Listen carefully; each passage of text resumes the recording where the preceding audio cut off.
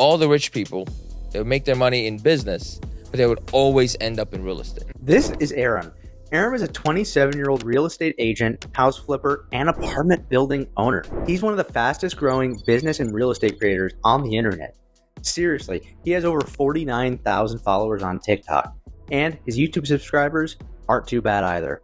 He makes videos talking about real estate, entrepreneurship, finance, and more. But more importantly for you, you watching this video right now, Aram is currently on track to make over $200,000 this year with 0 employees. I got to talk to him about exactly how he does it. Not only that, about how he would do it all over again if he had to start from 0. And he even provided a guide on how to choose a career in real estate, house flipping, and if you stay to the end, he unlocks the quickest way to make $1 million. So if you're trying to figure out exactly how you're going to level up and take the next steps in your journey, this video is for you guys. I'm Will Nickman, a car salesman who started with no money or connections, and I turned my 9-to-5 job into multiple 6 figures every year. And I've made it my mission to talk to all the smartest entrepreneurs so I can give you guys the keys to success. If you get any value out of this video, be sure to let me know down below and subscribe to the channel. For now, let's dive right into the value. I present to you, Aram. Well, damn. Thank you, my brother. It was Absolutely. It's a pleasure to be here. That was an amazing intro. Yeah, Now I need to become a better MMA fighter, I tell you that.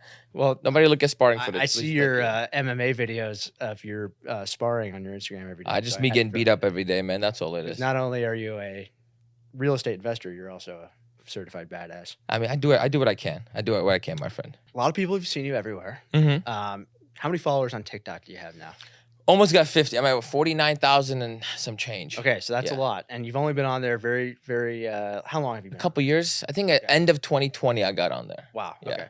So I wanted to kind of take it back a little bit Mhm. and just kind of give us a backstory. I wanted to, where's Aram from? Yeah. Why didn't you take the, path that most people take, 9-to-5 Mhm. job, college, that whole route? Yeah. And kind of what brought you into selling real estate? So I'm an immigrant. So I'm an Armenian man. I moved to America when I was 9 years old. So that has a lot to do with my decision making. When you see how different countries live and you come in America, you see a lot of opportunity. Yeah. Right. And just grew up, I would say, lower middle class, upper lower class, something like that. And at 19 years old, I had like a midlife crisis. Yeah. I'm like, I'm going to be poor for the rest of my life. This college thing isn't working for me. I don't want to be in debt. Like, I want to be a business owner. That's what all the rich people are doing.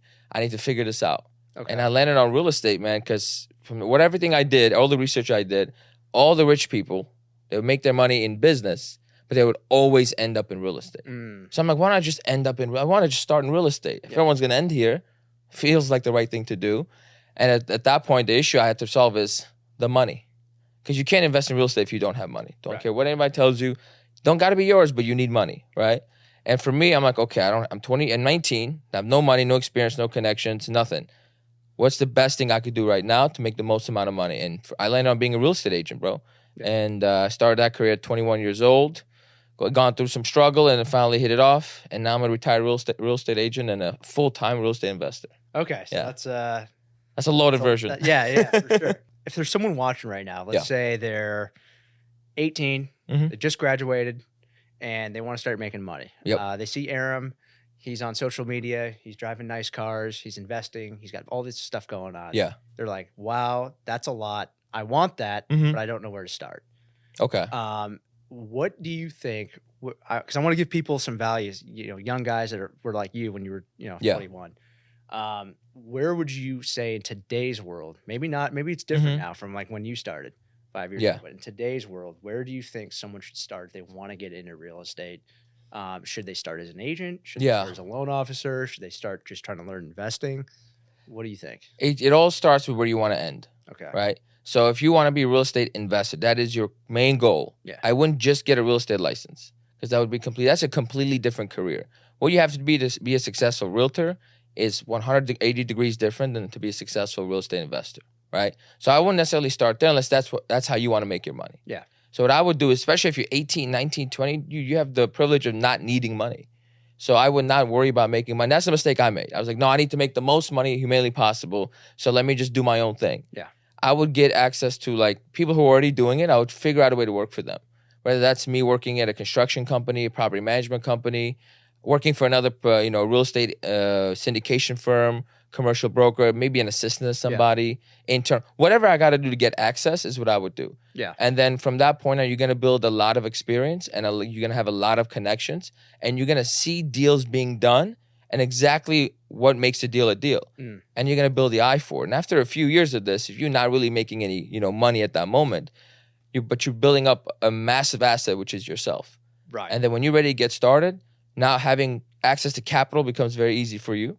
Yeah. You know exactly what you're looking for. And you're still 22 years old. You have all the time in the world to find the best deal and operate it. Yeah. Period. Okay. So that's what I would recommend people do is find a way to tap into the industry. Right. And really focus on, like in the beginning, not just trying to hustle and make money. Do you think that maybe it was a mistake to just focus only purely on trying to make commission and money versus like what you said, like build yourself up first, build your skill set, your knowledge, all of that? Do you think people make that big a mistake when they just chase money only? Yes, 100%. Yeah. I can only speak for myself. Yeah. For me, I would say it was a little bit of a mistake because I was too stubborn to, at least as a realtor, I recommend every realtor now, don't start your own thing. Yeah. Why reinvent the wheel? There's a successful team in your city. Yeah. If you could go in, you'll give up 50% of what you make, but they're going to solve the biggest problem for you, which is how do I get clients? Yeah. They're going to solve that. So all you have to do is learn about how to be an amazing real estate agent and then build your business that way. Now you have a track record. So when you go out on your own and you're cold calling expired listings, have you ever sold a house? No, right? Right. So I wouldn't, I think that was a mistake on my behalf. And that's why it took me about 4 years to build up the skill set, the patience, make all the pivots I need to make to actually make a 6-figure income. Yeah, for sure. And you definitely made 6 figures plus. So yeah. Thank God. Yeah. Took time though. Because being a real estate agent is not necessarily the easiest career path in the world. It's a weird thing. It's easier than most businesses in the sense you don't have to reinvent the wheel. Right. Like if I open up I don't know, what's a business? A gas station, that's a random business. Like a cigar shop. Yeah. There is no course for how to start a successful cigar shop. Right. You need to where do I find the tobacco? Where do I find the lease? How do I structure this? Now I need employees. What's payroll? You got to learn all that day one. Mm-hmm. As an agent, you're more of an independent contractor, so you can make as much money as any other business owner without all the overhead. Yeah. So it's absolutely beautiful. Right. At the same time, there's 48,000 other business owners, at least in my market, that can do exactly what I do. Right. No different. Right. The only thing that changes is the personality, the height. Maybe not everyone's as handsome as me, but it is what it is. That's hard to beat right there. Just a guy. With especially today in the green. Dude, with a head of hair like that. Hey, don't bring attention to hair, bro. Today's not a good day. Don't look at my bald.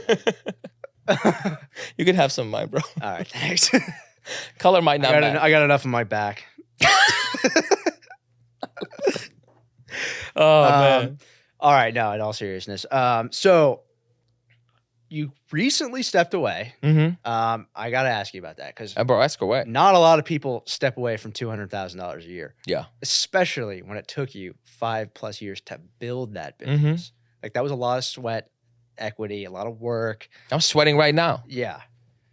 Just thinking about it. Just thinking about it, yeah. I know. I am too. So how did you decide to step away and why? So it came down to, in those 7 years of building it all up, I made a lot of good connections. Okay. A lot of people more successful than me. And I'm talking to them when I recognize this. Have you heard of golden handcuffs? Yeah. Absolutely. Oftentimes people end up building a business or a career and then they become stuck with it because it's making so much money. It doesn't make any logical sense to walk away. Right. And I was very fortunate. It's I wasn't making millions of dollars. Yeah. Right. Where it was I can't, how do you replace $1 million a year income? I was making just over 200. So I'm I can replace that. That's not that difficult. Okay. So and then here's what really sold it. The day I retired as a real estate agent, right? Those 7 years of work, gone. Right. Means absolutely nothing. Yeah. Which is why I'm if I go another 3 years, it's going to be nothing in 10 years. So if it's going to be nothing in 10 years, why not just get rid of it right now? Yeah. I can spend 100% of my time and energy just focusing on building this new business. Right. Which is becoming a real estate investor, which at this point what I do is I do flips for active income. Okay. Because I didn't know this when I quit. You need money to live. Right. And it's kind of a problem. So I need cash coming in. And in order for me to actually get the loans for my real business, which is buying apartment buildings, I need to have liquidity. Mm-hmm. So that's what the flips do. And I also I raise money and I buy apartment buildings. Okay. And that is a business. At any moment, I want to stop buying apartment buildings. The ones I already own continue to pay me. Yeah. Okay. So we'll get into the apartment building. I do really want to ask you. Okay, but I take it you obviously learned a lot being an agent, and you built your business working with investors, right? Which is kind of different from most agents. Yep. Most agents just sell the nice kitchen and the lovely countertops. They don't do any of that, right? Yep. Okay, so that kind of helped you get your eye for investing. Yeah, I would assume, right? Remember how I said it's the advice I would give is like figure out where you want to finish up. Yeah. So for me, I knew I wanted to be an investor. Yeah. And my theory was I would just become an amazing realtor. I will learn the industry from within, from this perspective. Right. So when I transition in, it'll be a lot easier for me. So knowing that in the back of my head, I never wanted to be like helping Sally find their dream house. That was not me. And I knew that I would make less money as an agent by doing that, because as an investor, you know this, you're looking at 10 deals, maybe 50 deals before you write 10 offers, and those 10 offers, maybe one's getting accepted. Yeah. As your agent, I'm the one driving to those 50 houses with you, writing those 10 offers, only for one to get accepted. Right. Imagine I got 35 of you active, which is what I had before I retired. I'm like, I can't do this. Right. Yeah, I totally get that. It's insane, dude. Yeah. So knowing that's where I wanted to end up, that's why I went that route of working with just investors. Yeah. So when I transitioned out, it was such a smooth transition for me. Yeah. Like I had all the access to all the capital I needed. I had all the knowledge I needed, because even though I personally didn't do like 35 deals, I was involved in helping more than that actually be successful. Like my hand was on them. I found a great deal. I did the value add for them. I told them how to renovate it. I helped them sell it. I helped them rent it, everything. Right. So I'm like, I've done this before, just not without my name on the deed. Right. Now it's time to do it for yourself. Now it's showtime. Yeah. Now it's exactly. And no, I think that's awesome. And especially what you said, okay, so flips are going to be active income. Yep. So, that's kind of like what I do, right? I mean, for those that don't know, I'm a full-time car salesman, finance manager, but I've been in a car dealership for the last 7 years. In fact, that's kind of how we met. Was through a YouTube. I saw your very first YouTube video. Oh, that one? Little backstory. Saw your very first YouTube video and decided to reach out, and then we kind of became friends because I was starting to do my investing. But flips are a great way to make a bunch of money at once. Yep. Right? Big chunk of change at once. And it's pretty smart how you're doing that to fund your other business, which is the multifamily. Yep. So let me ask you this. So as far as flips go, we'll get into multifamily in a little bit. Of course. I just want to ask you, like, how do you find your good deals? Because you have some really good ones. And tell them what you made on your last flip. My last flip. And where you are. I made $60,000 in 75 days. And I only put $38,000 of cash into it. And what city was this in? This was in the Chicago suburb. Okay. Yeah. And is it tough to find deals in Chicago? Oh, it's damn near impossible, dude. Okay. It's very difficult. See, everybody says that, like LA, Chicago, New York, Miami. It's hard everywhere. Yeah, it is. So might as well, if you just do wherever you're at, just do that. You'll be fine. So you made $60,000 in 75 days? Yep. That's start really to finish too. That's solid. I was very happy with myself. Hell Thank you very much. Thank you very much. Everything worked out. But so I found that, so my first flip ever was off the MLS. Okay. And in my market, it's a little bit different. So the price point is very low. Yeah. So there's a lot of competition on the MLS. You're really not going to be able to compete. I got lucky with that one. It was 2021, so I got it. After that, I start sending out these mailers. I work for a company that it's a white glove service, so they send out all the mailers. I just have to spend thousands a month on the marketing for it. And this is where my sales background of being a real estate agent for 4 years, cold calling expireds, FSBOs, absentee owners, all that comes in handy, because when I get that call from a postcard, 10 out of 10 times I'm able to get an appointment. Now, are they always going to lower the price to where I need? No, right? Yeah. But I go to enough appointments, I'm able to lock down a few deals. Yeah. Okay. And the postcard is cool. It actually has a check on it with a real offer. So it says, hey, this is this company, and we want to offer you this much for the property. And it's always 85% of the market value. So if somebody has a fully turnkey house, they're not even going to call me, because they're like, well, this is way too low. But if they have a house that needs a lot of work, which is what I'm looking for, that is the most they've ever been offered by anybody on their house. Okay. So they call, and I'm like, honestly, if it's in great shape, I'll pay it, sure. Yeah. They call, I'm like, perfect. What did we offer you? All right. What are you looking for? What's the house? Can I come see it? Once I go see it, I've done enough renovations, so I'm like, okay, I know exactly how much it's going to cost to renovate. Yeah. I know my profit margin. So when I go in, I'm able to negotiate from 85% to usually in that 60 to 70% range. Okay. And then go from there. And we're talking 70% of the ARV. ARV. Yeah. Okay. So which is, if the after repair value. Correct. Yep. Okay. What do you think some of the most important lessons that maybe when you started flipping that you've learned that you didn't know before? Oh, some important lessons.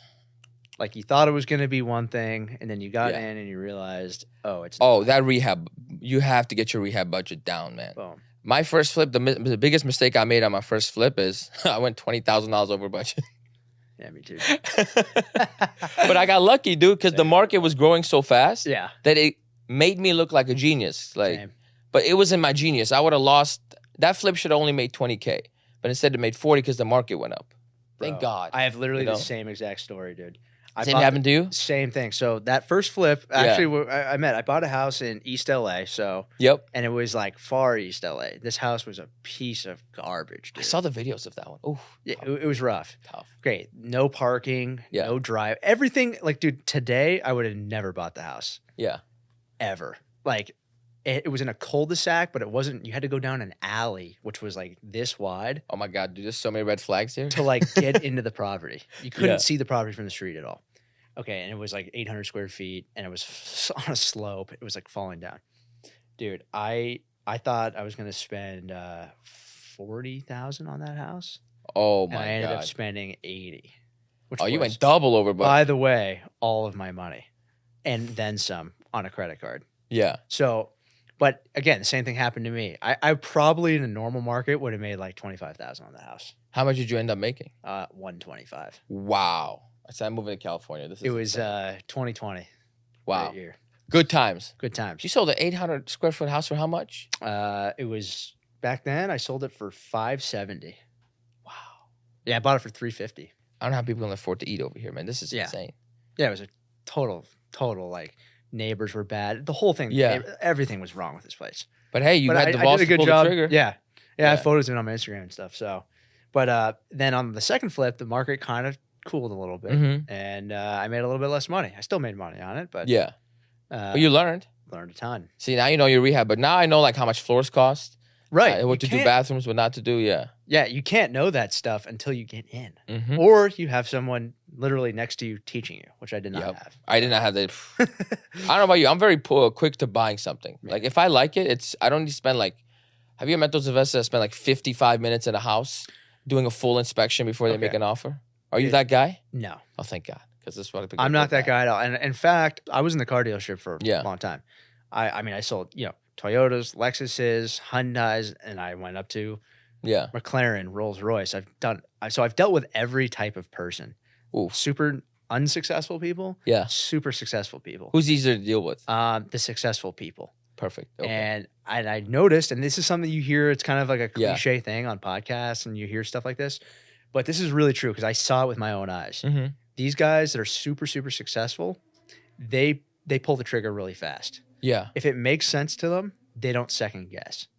Yep. And what the problem is with a lot of people that either are not making a lot of money, they can't even do their first deal. Yep. Is because they overthink everything. And they can't pull the trigger on anything. Yep. Dude, I've seen it so many times. I'm sure I was guilty of it in the beginning. It took me a long time to find my first flip because I kept overthinking. Yeah. Once I found something that I actually liked, it was really quick. Okay, this is it. Let's move forward. Yeah. But in the beginning, it's always never. That first one, especially when I was an agent and I had to work with investors, I'm like, is this your first deal? Right. Yep. I'm like, okay, so what's going to happen is you're going to waste about 6 months of my life. So I'm going to send you some like regular properties for 6 months. Right. And then you're going to hit me with, okay, I'm really ready to buy it. I'm going to drag about another month because you're not really ready. And then when you start messaging me every week with properties, you're ready. Now I show you the good stuff and we get you done in 2 weeks. Boom. Right? It's really that easy. But yeah, between like property one took me 9 months to find. The second property was like 4 weeks after that. Right. Yeah, easy. Yeah. And how long are your typical renovations? Like how long are you sitting there renovating it for? So I have a very specific criteria for when I do my flips. And this is just, I don't know if it's the best way. Okay. It's what makes me happy. Yeah. I don't like to be stressed and I don't like any surprises. Yeah. I'd rather make less money, but make it fast. So for me, I only do deals that are only cosmetic. And if it's like a rundown property, I'm not getting involved. I don't care if the profit margin's like 80K, not my business. If it takes me more than 4 to 6 weeks to renovate that entire house, that means it's going to take too much work, too much money. I don't want to be involved. Yeah, I totally agree. That's what I do, the same thing. Easy, dude. Because, for me, like with a full-time job, Yeah. I had to basically figure out a way. Because my first flip, the one in East LA, yes, I did make I made 120 on it, which is awesome. Don't get me wrong. Of course. But that took so much time, and it started eating up into my work. Mm-hmm. My job, they started noticing that I wasn't really there on time, and I started Did you have a GC, or were you the GC on that? Okay, so I had a GC that I didn't know very well. Uh-oh. So because I didn't know anybody, I was fresh. Yeah. Literally didn't know anybody. I just knew this is something that I was going to get me out of my 9 to 5, which it could have got me out. Honestly, I could have quit, but okay. So I didn't know anybody. I interviewed 5 or 6 GCs. Yeah. Had quotes from, $30K to $200,000 everywhere. Dear God. I didn't know anything. Okay. Yeah. And so what happened was I ended up just picking my own guys and using the GC for like the plumbing. I used him for the plumbing, and that's it. Oh, so you were finding like day labor basically. Right. And I'm literally sitting there drawing the kitchen like where I want. I'm like, where do I get the materials? I'm asking the guys. How did you make any money, dude? Oh, dude, because I was really on it. I was just like, the budget kept creeping up. And now the budget actually should have been the budget the whole time. I was just way You're off. just uneducated. I was uneducated. Okay. Same for me. Yeah. Yeah. I put the cheapest stuff in there just to make it like, and I wanted to make it look good, but that's what happened. And it ended up eating all my time. Okay. Yep. Second time around, used a GC. Smart man. Who pretty much took care of everything. He pretty much took care of the whole thing. It was pretty turnkey. I didn't have to do anything. I showed up. I probably worked on that house an hour a day. Yeah. Max. And that's between phone calls with him and just going to the project. Because every single day I would go. And oh, you actually go to? Oh, I never go. I do look, unless they FaceTime me. I'm never going to go. But if it's important stuff, I want to make sure, like when the kitchen goes in, I want to make sure that kitchen looks good. Oh, I see. Stuff Well, that like was your first time working with the GC, right? Yeah. Okay. See, I think one of the most important connections you can have is your realtor and your GC. Agreed. I am the realtor, so he's a great guy. My GC is a good friend of mine. Yeah. Meet with him every week just for fun. We hang out, and we're growing the business at the same time. So my flips are I give him the key. He sends me the budget. I'm like, cool, this works. Yeah. Give him the key. I'm out. I don't come back until he calls me like he needs me for something. Yeah. Which is buying materials and all the basic ones he knows to get, like just flooring. Yep. And then cabinets, he does the measurements. He goes to the wholesalers. I get the wholesale price because we do so much volume, and it's super easy. Yep. Dude, my last flip, I spent 12 hours of my life was spent at doing that work, and I made $60,000 from those 12 hours. Yeah, that's amazing. Yeah. Okay, yeah, and work. Let's say you're working a 9 to 5 job, or you're still running your real estate business, which is a job. Yep. How much hours and work and time and deals would you have to make $60,000? I actually ran the number. So I would have to sell close to $3 million worth of real estate, which in my market is about 12 houses. And 12 houses, we got agents on each side. So at least I'm dealing with 12 agents. Yep. 12 different lenders, 12 title companies, 12 attorneys, not even including our own attorney. I try to use the same one every single time. That many people, that many conversations. And each one is like, you're going to get $4,000 here, $3,000 here. Yeah. The beauty about flipping, as you mentioned, is you get a bulk of money up front. And I would rather have $60K today than $80K in the course of 6 months. Because $60K today, I can make moves with. Yeah. You give me $80K in the next 8 months, I can't necessarily okay, I'm getting $10K a month. I can't do the same moves as if I have $60K chilling in a bank account. Right. And that's why I really like the flips. Yeah. No, the flips are awesome. I agree. I want to ask you, because this is something I'm personally curious about. Oh, let's get and into we it. were smoking cigars earlier, and I refrained from asking you because I almost gave up the game too soon. I know, man. Because I really wanted to ask you this, because this is, I think probably every single person watching, whether they're starting out, they've been investing, they want passive income. Okay. And they want to, they see all the big guys, Cardone, you name it. They all got the apartment buildings. They do. Okay. So this is something that I am flipping. Obviously I'm flipping right now, and I want to get into apartment deals. Now, these deals are big. Yep. Cost a lot of money to buy them. Yep. And so you recently started raising money from people to buy these deals. Because obviously you have a track record. You you understand the math. You're a solid real estate guy. They know. I think you. so. So no, you are. I mean, not a lot of guys know that. A lot of the stuff that you do. So how did you get into that? What gave you the idea to start raising money? Raising money? Yeah, because that's something that I think a lot of people are intimidated of doing. I got you. Well, I think the intimidation comes in if you don't know you'll be able to perform. Yeah. Right. So if you are going to take somebody else's money, you better, at least for me, like if I know, I'd have to believe with so much certainty that you're going to make money before I even ask you for a penny. Right. Yeah. That's how, at least how I roll it. So if I'm already at that level, I know it's a home run. Yeah. I'm not really worried. It's almost like, who wants to make money? Please feel free to get involved. Right. Okay. That's my perspective on it. But how it all started, I bought my first 7 units. So all my money was gone. Right. I had just bought it. We closed. It was August 18th. Yeah. September 5th, the person I bought it from at the closing table, I asked her, I'm like, hey, do you have any other apartments you want to sell on that street? Because I love that street. Yeah. She goes like, yeah, mine. I'm like, what? You have one? She told me, yep, I'll let you know. I'm going to let our agent know. I'm like, in my head, I'm thinking, you're probably 3-4 months away. I'll get my life together by then. Hopefully we can refinance. I'll figure something out. 2 weeks later, I get an email. Hey, we're interested in selling this and that. Yeah. Are you interested before we're going to list it on the market on Monday? And this is like a Saturday. I'm like, oh God. I'm like, okay. I'm like, of course I'm interested.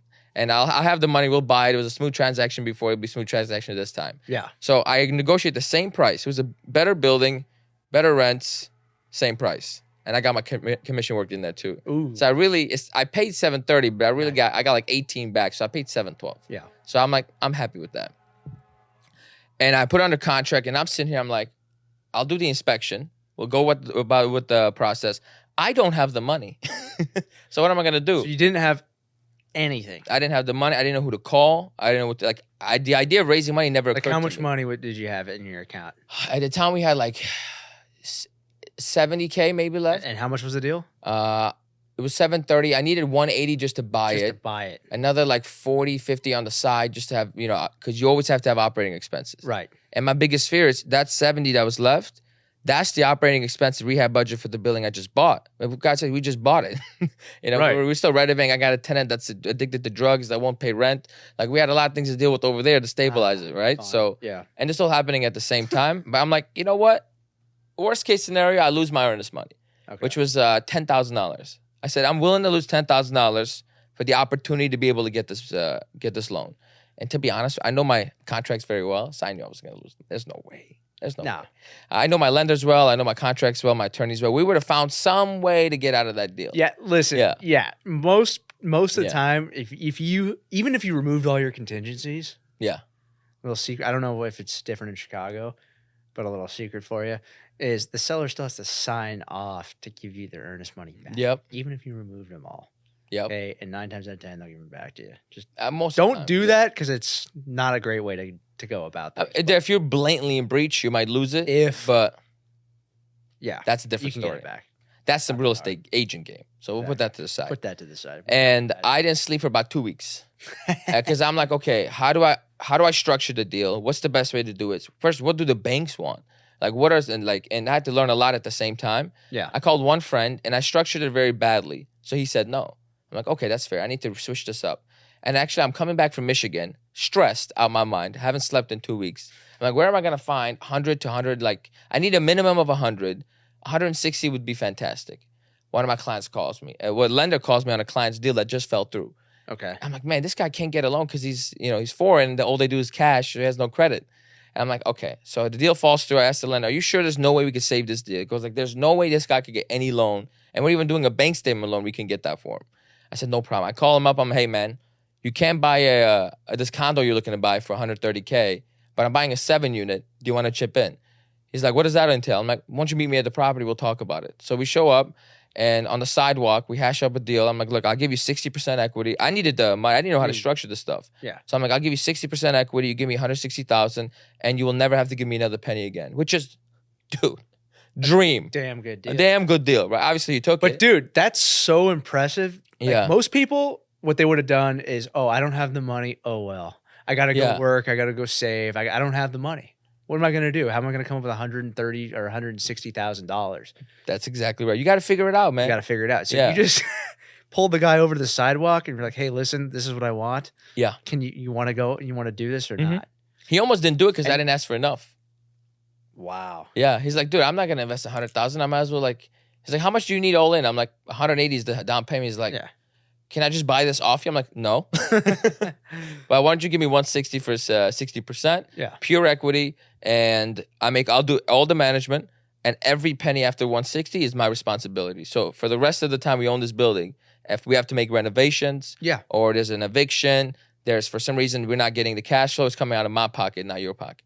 So it was the most, and this is where like if you know you don't have the leverage to be able to raise money with terms that make sense, right? You have to give the investors like the best offer possible. Okay, that's in the beginning. You have to give up a lot to actually build up your track record. Because at that point, all I owned was a 7 unit for 3 weeks. Right. So what does he know about? Okay, is this actually profitable? Is this not profitable? Right. You're just going off my. And you're a young guy. That's right. So exactly. Do you think your age? Oh, let me ask you this, man. Yeah.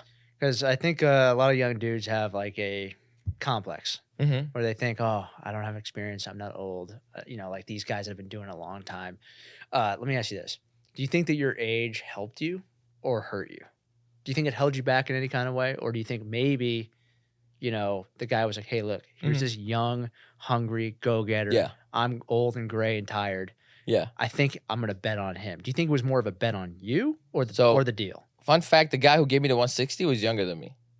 Oh, I thought he was an old guy. Nope, younger than me, which was insane, right? Okay.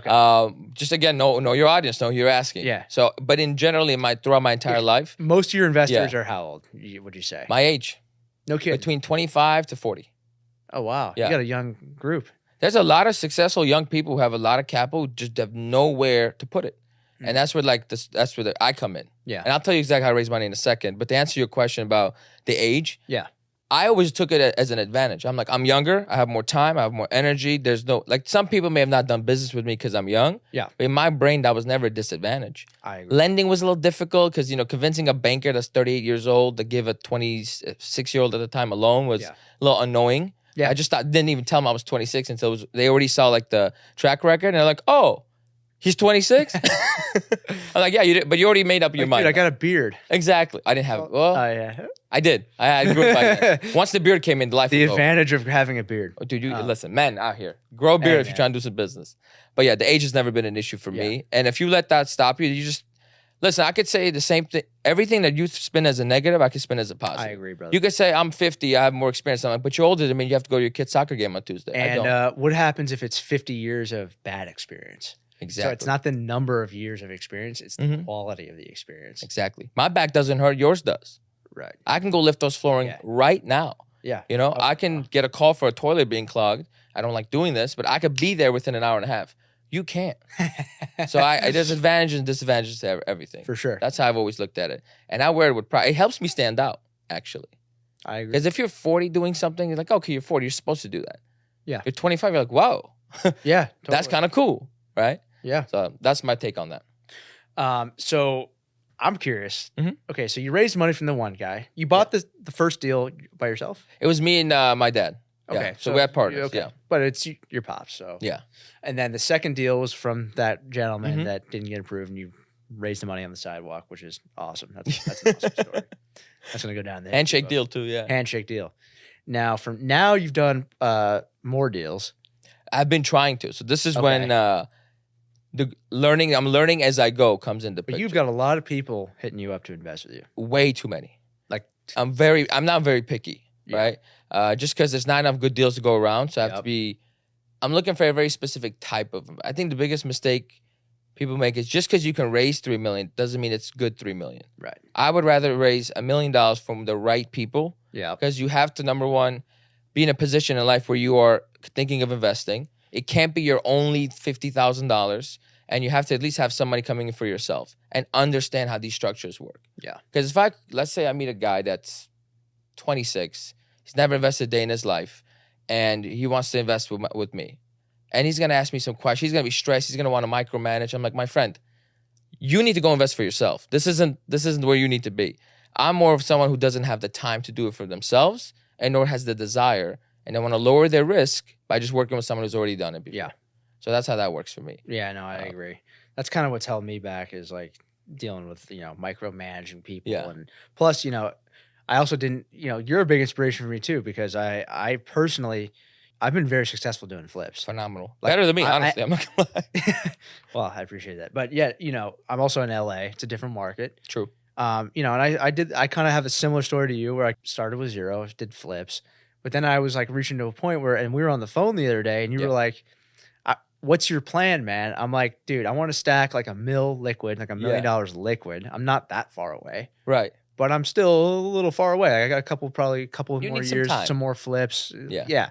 But I'm not that far away. And especially, and I tend to like kind of pat myself on the back a little bit too much. Like, oh, from where I came from, that's a lot. Yeah. But it's like, but where I'm going, but where we're going, it's nothing. So you were like, dude, why are you going to wait? This is a testament to your mindset. You're like, why are you going to wait to go get $1 million when you have $1 million already from people you know? Yep. So I was like, that kind of hit me. Damn, that was good advice. Who said that? Some realtor from Chicago. I don't know. Okay. So I started to kind of float the idea past some guys I know with some money. And to my surprise, they were like, I didn't get one no. Of course you didn't. So I'm going to tell you something. I didn't get one no, and I was shocked. And I swear, I was going to call you. And you won't. I was like, what the? I'm like, all of them go, yeah, if you have a good deal, I'd be in. I swear. I asked about 5 guys that have way more money than me. Yep. That are older. These guys were older, probably in their like late 50s-ish. They've had businesses. They're kind of on their way to retirement. Yep. And they've all said to me that they'd be into investing. So all you have to do is ask, man. Yeah, right. Never limit yourself to how much capital you have. Yeah. Always look for the best deal, because you know what they say? You find a great deal, we're in. Yeah. So instead of worrying about, okay, I need to raise $1 million, I need to make $1 million, and then so I could buy $1 million deal. It's better just go buy the absolute best deal, and then the money will find you. That's the thing. Who out here would, like, if you are offering a 15% cash, like a legit 15% cash on cash return for almost no time invested by an investor, who's saying no to that? Yeah. And that has a little bit of upside. It's going to get tax benefits, all that.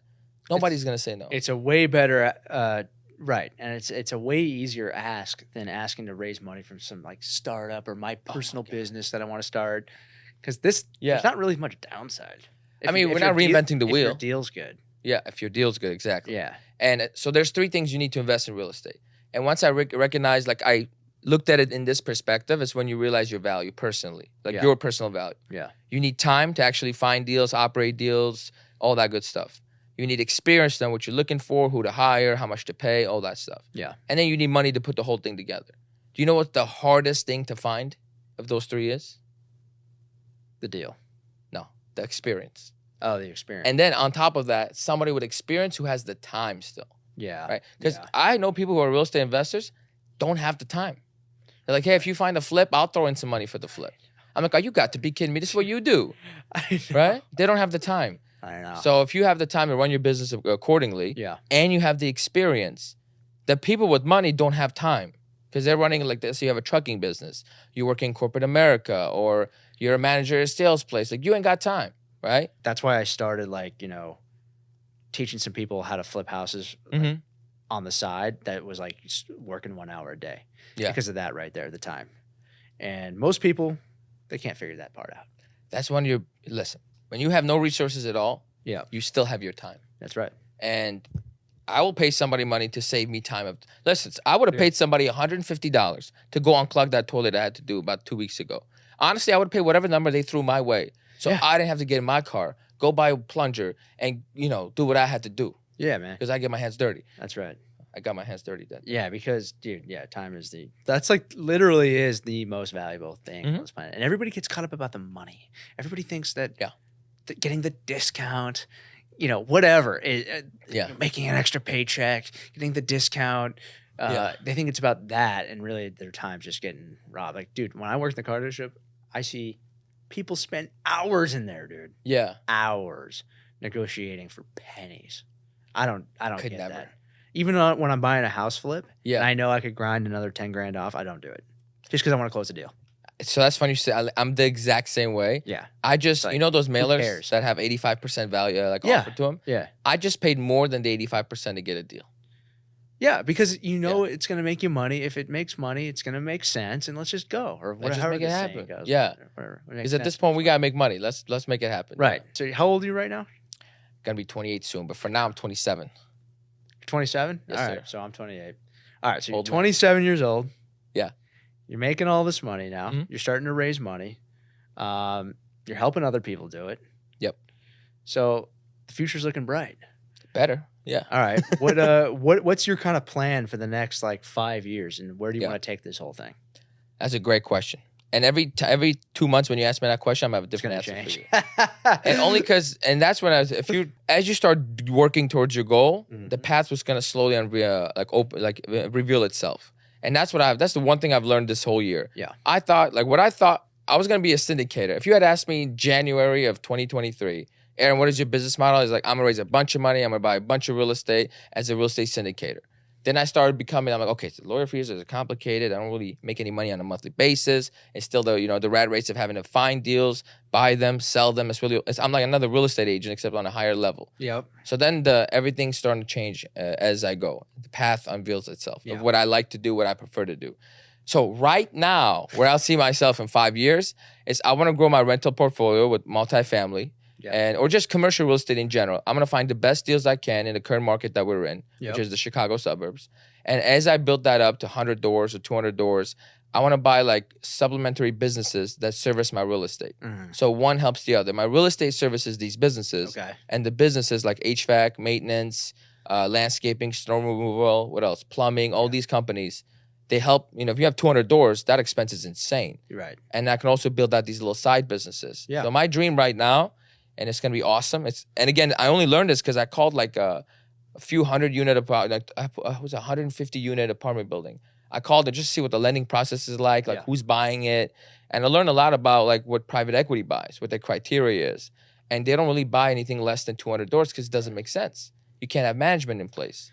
So now my plan is, if I just have 200 doors, that's not as valuable. If I just have an HVAC company, it's not as valuable.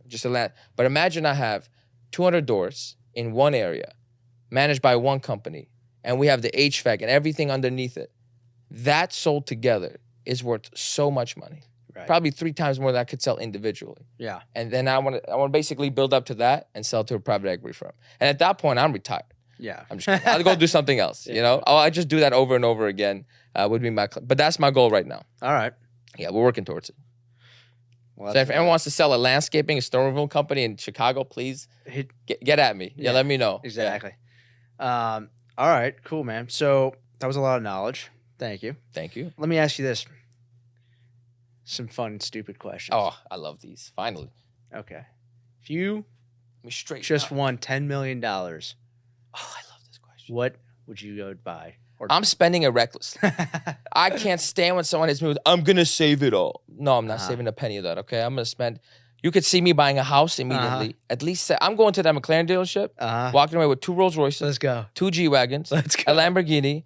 And then at least I'm going to buy a house somewhere and I'm going to rent in 5 other locations. Immediately. I'm going to probably spend $4 million day one, okay? Okay. I'm going to put $2 million in the corner somewhere and I'm going to get back to when I get finished spending the 8, okay? And I'm just going to go party for about 3 months until I get bored. And then from that point on, I'll probably start just risking it, doing random businesses and see what I could do. And that's how I would spend my $10 million. Okay. Yeah. Very recklessly, because you just gave it to me. Private jet or yacht? Why are you making me choose, man? You got to choose one, dude. Can I get both? Or is it both? You can be both. I feel like a private jet's cool, but it's not very leisurely. You just you go there to get to places. Yeah. I'll take a yacht. All right. Because I can just chill. But I don't want to be responsible for it. I can only take the yacht if I have the crew. Money leaves my bank account to maintain it, but the yacht's always ready when I want it. And that's the only circumstance I'll ever take it. Right on. What are some books that you would recommend to somebody starting out that wants to get into investing, personal development, and just making money? Got it. Okay. I never remember Top all 3. the books. Thank God you said 3. Okay. I remember 2 for sure. All right. How to influence people. Boom. You need, because without communications, you have nothing. Yep. Right? If you don't know how to, you might have the best deal on the table, but if you don't know how to present that best deal, I'm gonna come here with a mediocre deal and still get the win off you, right? Yeah. So communication and understanding human behavior is the most important. Yep. Second is a book called Blue Ocean Strategy. If you are gonna be a business owner, you better read that book. There's so many case studies about how to approach your business and how to be different. And basically, the concept of the entire book is take a product that everybody knows and present it to an audience that is not familiar with that at all. For example, they took a circus product and they sold it to theater audiences. Okay. It's called Cirque du Soleil. You ever heard of it? Yeah. Pretty big, right? Come on. They took wine, and they sold it to beer drinkers. Have you heard of Yellowtail? Yeah. One of the most successful wine companies in the world. Yeah. What else did they? There's a bunch of other little case studies in there, but it's just a concept of how to approach your business. Yeah. And that's actually the only reason I'm on TikTok. I was reading that book, and I was like, okay, blue ocean strategy. Okay, how can I take this real estate and present it where nobody's presenting it? And I go on TikTok, everyone's dancing, having a silly goose time, and I'm like, But I'm on here. Like if I saw real estate content, I'd watch it. Yeah. So I started throwing like real estate content out there, and that's why I was able to grow pretty. Like my third video was viral, and that's pretty impressive. I don't think a lot of people. Thank God. God. Yeah, right. And that changed my career entirely. Yeah. And just where a lot of my the investors, a lot of my clients, partners, they either meet me on social media or they use social media to vet me. So where on social media can they find you if they want to learn more, see what you're doing? So Aram G Realty on pretty much every platform. Yeah. And on YouTube, just look up Aram Real Estate. Boom. And I better pop up. If there's another Aram doing real estate, it's a damn good podcast. You have amazing questions, bro. Keep coming. All right. Last and final question. Mm-hmm. What? Obviously, we're very far away from this. Knock on wood. Yeah. What would you like to be at the end of your life remembered by, or remembered for? Oh, that is a good question. What would I like to be remembered for at the end of my life? Someone that always took care of his family and the people around him. That's it.